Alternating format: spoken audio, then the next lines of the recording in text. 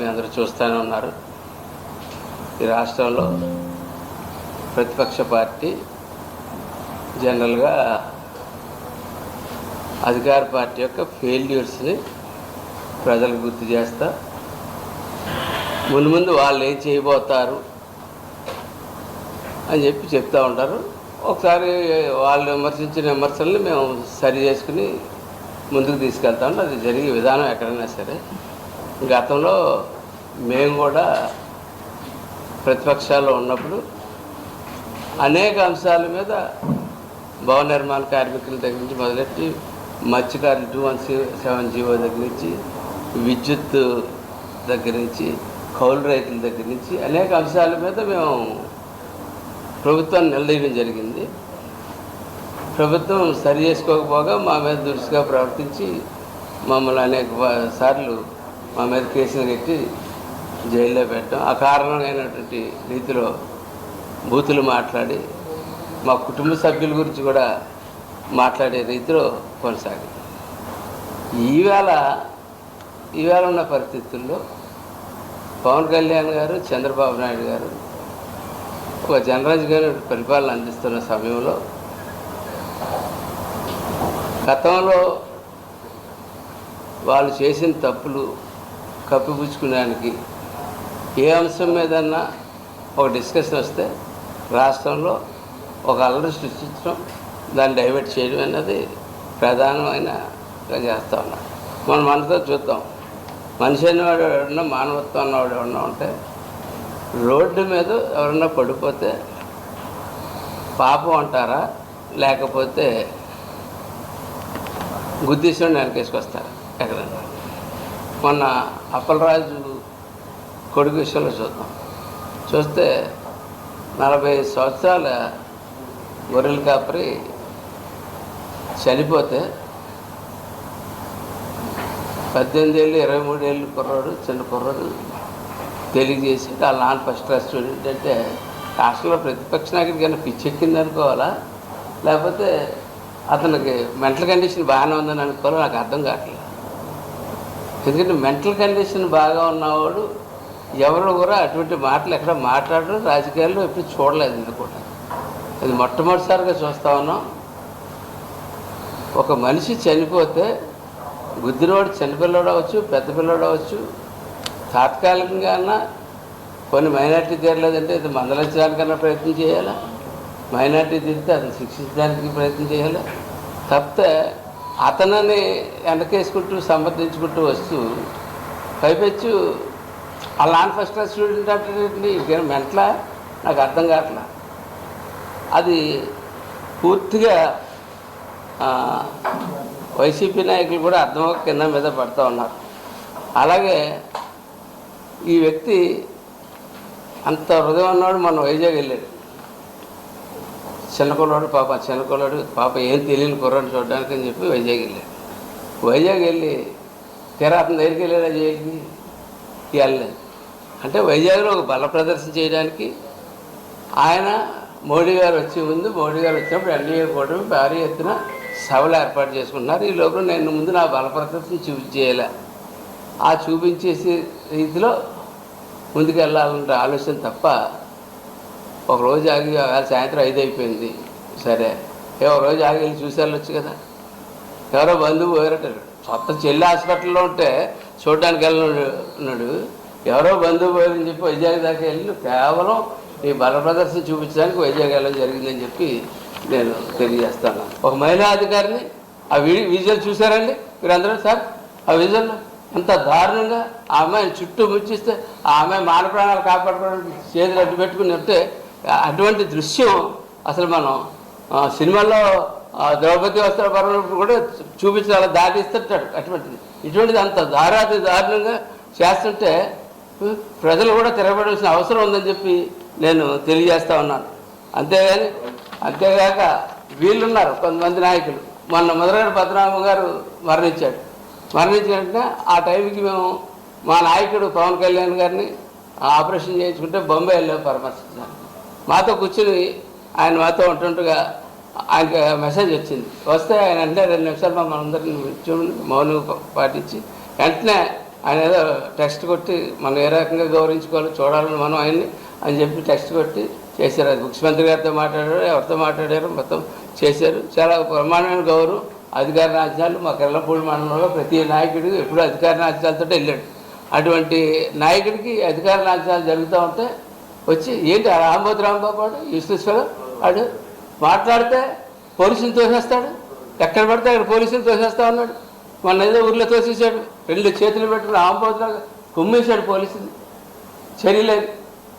అలాగే వాళ్ళ కెర్లంపూడిలో అధికార రాజ్యాలతోటి ప్రభుత్వ రాజ్యాలతో జరుగుతూ ఉంటే అక్కడికి వచ్చి పోలీసులు నెట్టేసి తోసేసి ఇది చేస్తూ ఉంటే ఏ మెసేజ్ ఇస్తున్నాం మనం? వీటి మీద చర్యలు తీసుకోవాలని చెప్పి గట్టిగా పార్టీ తరఫున మేము డిమాండ్ చేస్తూ ఉన్నాం. గట్టిగా పార్టీలో ఉంటానే పార్టీ తరఫున డిమాండ్ చేసే పరిస్థితి ఇవాళ ఈ రాష్ట్రంలో వస్తూ ఉంది. ఎందుకంటే ఎంత దారుణమైన పరిస్థితుల్లో ఆఖరికి అతను ఎవరో చెప్పాడు, ఎవరో పెద్దిరెడ్డి రామచంద్రారెడ్డి ఆ మధ్య అలాగా అతని మాదిరిగా చిల్లరగా మాట్లాడడం, చిల్లరగా చేయడం ఆ రాంబాబు మాదిరిగా అన్నాడు. అంటే వాళ్ళ నేతలకే వీళ్ళ యొక్క ప్రవర్తన అసహ్యపడుతూ ఉంది. మొన్న బొత్స సత్యనారాయణ గారు చెప్పాడు, ఏంటి రాంబాబు అలా చేయకుండా ఉండవలసింది కరెక్ట్ కాదండి. కరెక్ట్ ఎందుకు వాళ్ళకి చిరాకు వస్తుంది, వాళ్ళ నాయకులకి చిరాకు వస్తే ప్రజలకు ఎంత చిరాకు వస్తుంది. దయచేసి ఇంకా ఈ 3 సంవత్సరాలన్నా కనీసం మా తప్పులు నిలదీయడానికి ప్రయత్నం చేయండి. అంతే తప్ప మాలో సరి చేసుకుంటామని భయమా మీకు? ఏంటి మా నాయకులకి ఆ అనుభవం ఉంది, మీరు చెప్పక్కర్లేదు తప్పులు. ఏమైనా తప్పు జరిగితే సరి చేసే తత్వం మా నాయకులు ఇద్దరిలోనే ఉంది. అది ఎప్పుడు మేము సరి చేసుకుంటానే వెళ్తాం.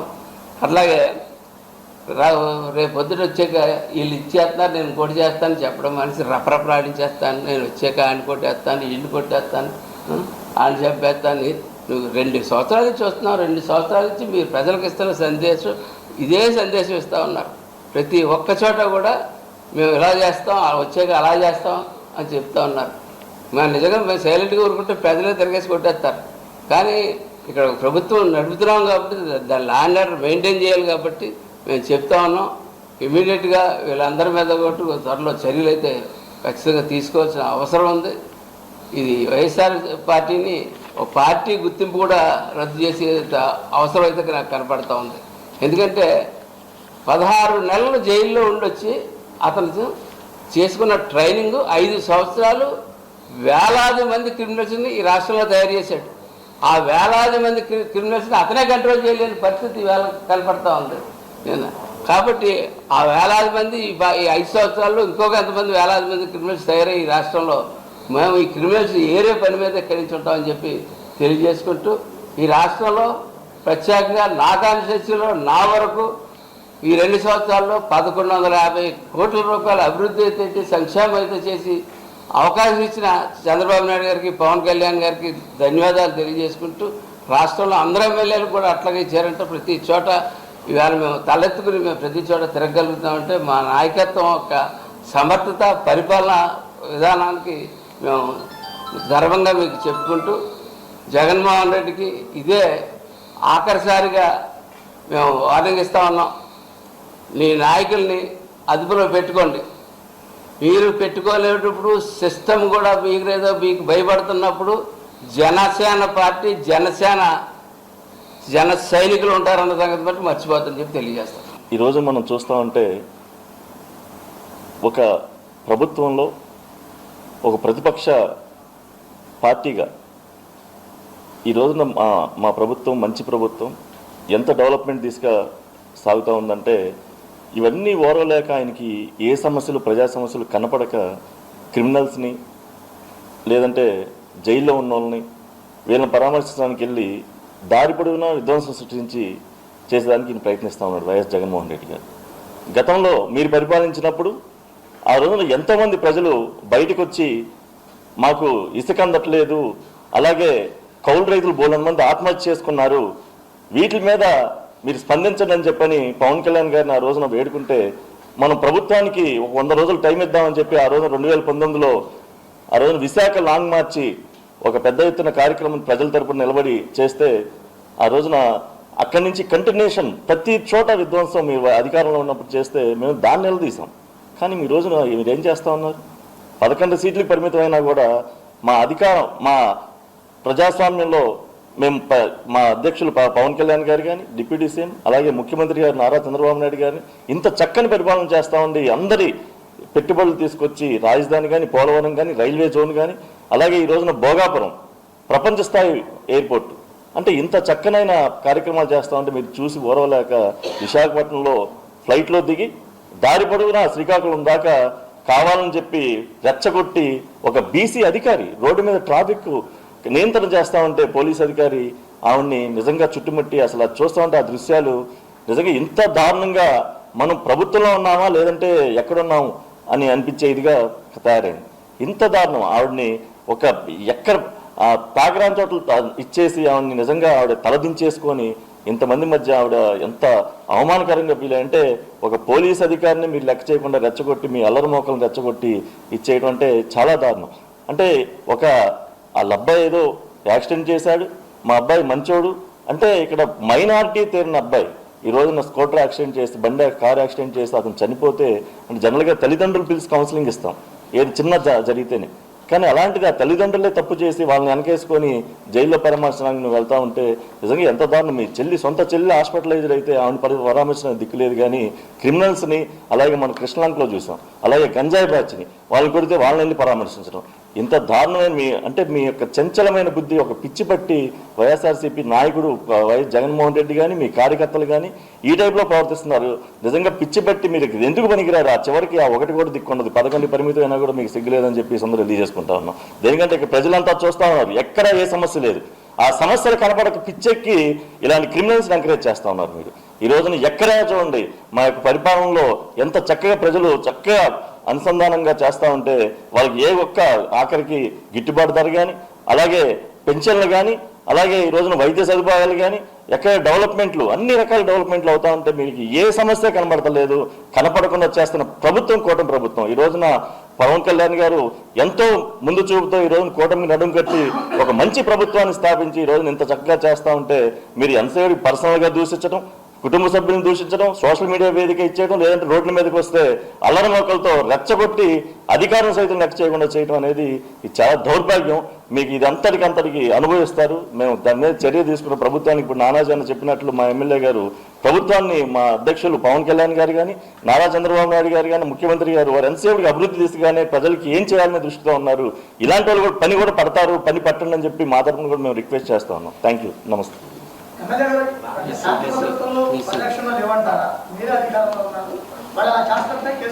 శాంతి పరిరక్షణలో శాంతి భద్రతలు లేవని చెప్పట్లేదు. శాంతి భద్రతలు ఎంతగా ఉన్నా సరే డెహ్రాడూన్ ట్రైనింగ్ కన్నా ఎక్కువ ట్రైనింగ్ పొందున్నారు నేరస్తులు. దాన్ని కంట్రోల్ చేసుకునే విధానాన్ని ప్రభుత్వం కూడా మార్పులు చేసుకుంటే ఎప్పటికప్పుడు.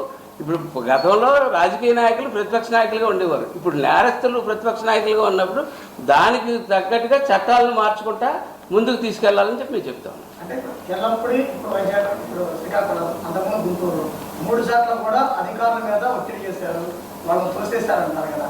ఎక్కడైనా కేసులు పెట్టారా, పెట్టలేదా? సరే, ఎక్కడ దానిపైన అది చేసుకుంటుందా? సివియారిటీ పెరగాలని నేను చెప్తా ఉన్నాను. ఎందుకంటే ఇటువంటి దానికి విధంగా ఇప్పుడున్న ప్రతిపక్ష నాయకులు నేరస్తులు అయినప్పుడు దానికి విధంగా చట్టాలు మార్చుకోవాలని చెప్తా ఉన్నాను. చట్టాలు అయితే ఉన్నాయి, కేసులు అవి కడతా ఉన్నారు. కేసులు కడితే అన్నీ 2వ రోజు బెయిల్ తీసుకొచ్చేస్తున్నారు.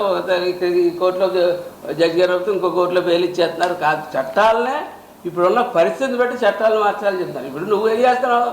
తోట తిమ్మెత్తులు అన్న ఆయన మొత్తం ఒక ఎస్సీ నాయకుడిని గుండు కొట్టించి, నాయకుడు కూడా పాపం పెద్ద పని చేసుకుంటున్నటువంటి వ్యక్తిని గుండు కొట్టించి చేశారు. అతన్ని మీరు మార్చి 2 సార్లు పార్టీలో తీసుకుని మళ్ళీ కాపు మీటింగ్ ఆయన ఇంటికాడ పెట్టారు. అట్లాగే ఒక ఎస్సీని డోర్ డెలివరీ చేశాడు అనంతబాబు అన్న అతన్ని తీసుకుని మీకు కూడా మీ చుట్టూ మీ క్వార్టరీలో ప్రధానమైన వ్యక్తి అతను అయిపోయాడు మీకు. అంటే అది నేరస్తుల పార్టీ కింద తయారైంది. అంటే గొడ్డల పార్టీ అంటే కోపం వస్తుంది వాళ్ళకి. అంటే నిజంగా మన పూర్వం విజయశాంతి సినిమా ప్రతిఘటన ఒక సినిమా ఉంది. ఆ సినిమా మాకు ఇక్కడ చాలా క్లియర్గా కనపడతా ఉంది, ఇక్కడ రోడ్డు మీద కనపడతా ఉంది. దీన్ని బట్టి నెక్స్ట్ జనరేషన్ కాలేజీల్లో స్టార్ట్ అవుతాయి, స్కూల్స్లో స్టార్ట్ అవుతాయి, అన్ని చోట్ల స్టార్ట్ అవుతాయి. నేరం చేస్తే ఇంతేనా శిక్ష, పార్టీ వంశీ బయటకు వచ్చేయచ్చు అన్న పరిస్థితి.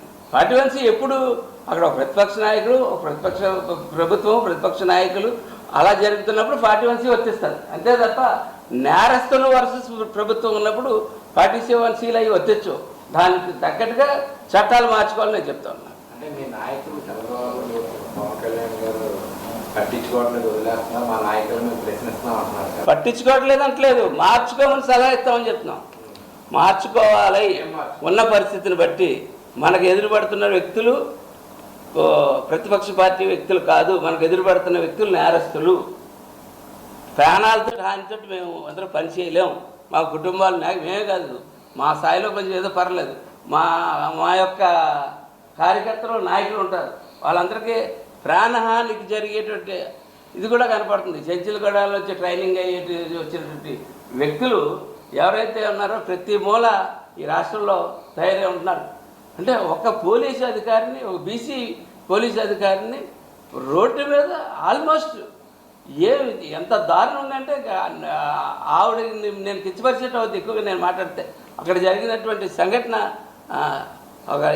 ఆయన చెప్తారు, శ్రీనివాస్ గారు చెప్తారు. నిజంగా దారుణం అండి. ఒక బీసీ మహిళని ఆవిడ చూస్తూ ఉంటే అసలు తగలరా అంటే ఎంత మీదకి వచ్చేసారంటే, మనం ఇందాక చెప్పినట్టు ప్రతిఘటన సినిమాలు అప్పట్లో విజయశాంతిని అట్లా ఎట్లా గొడ్డల పార్టీ వాళ్ళు అంటే అది చూస్తుంటే నా విజువల్స్ మళ్ళీ మీరేదో బీసీలు వెన్నెముక, బీసీలు పార్టీకి ఏదో ఇది చెప్తా ఉంటారు. కానీ ఒక బీసీ మహిళ పోలీసు అధికారి ట్రాఫిక్లో నడి రోడ్డు మీద వచ్చి ట్రాఫిక్ ఇచ్చేస్తా ఉంటే ఆవిడ మీదకి వెళ్ళిపోయి అసలు గట్టిగా చూస్తే జనాన్ని ఒక పెయిడ్ బ్యాచ్ లాగా, ఒక ఎంజాయ్ బ్యాచ్ లాగా మీద పడిపోయే అమ్మాయిని అధికారిని చేస్తూ ఉంటే నిజంగా మాకు ఆ విజువల్స్ వస్తూ ఉంటే మీరు కూడా చూస్తుంటారు అవన్నీ.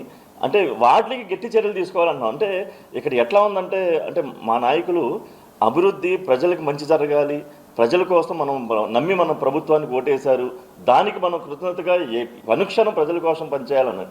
కానీ మేం చెప్తున్నాం అంటే ఇలాంటి నేరస్తులను కూడా కఠిన చర్యలు తీసుకుంటే బాగుంటుంది అనేది మా నానాజీ చెప్తున్న ఇది.